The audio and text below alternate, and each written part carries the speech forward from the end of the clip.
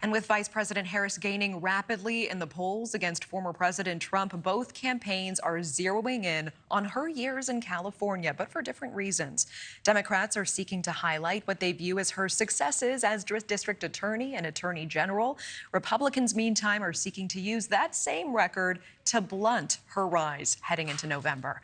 NewsNation correspondent Nancy Liu looking at the race to define Harris's record underway right now. She's joining us live in Los Angeles. Nancy, what are we finding out?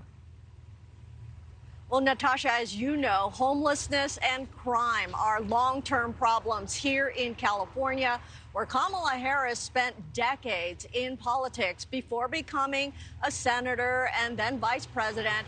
Harris spent 7 years as district attorney of San Francisco and 6 years as California's attorney general. It's that experience as a prosecutor that she and many Democrats are now leaning into, while Republicans aim to bill her as a California liberal who is too soft on crime. Though Harris had angered progressives for being too aggressive in prosecuting for petty crimes. Ahead of November, Harris will also have to contend with California's reputation for homelessness, retail crime, and open-air drug markets in San Francisco.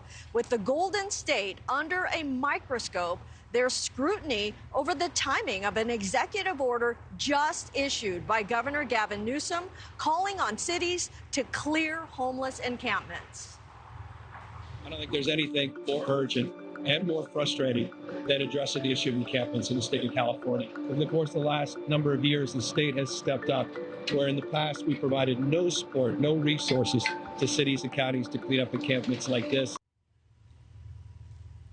On Truth Social, former President Trump highly critical of the timing, claiming the sweeps are for political reasons to help Kamala Harris because she comes from California. He goes on to say, right after the election, it will go back to slum-like condition unless we win.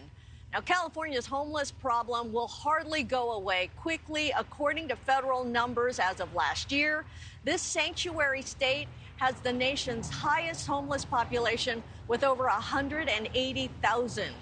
These sweeps follow last month's Supreme Court decision allowing cities to enforce anti-camping ordinances. Thank you for watching. Go to newsnationnow.com to find News Nation on your television provider. And don't forget to click the red subscribe button below to get more of News Nation's fact-driven, unbiased coverage.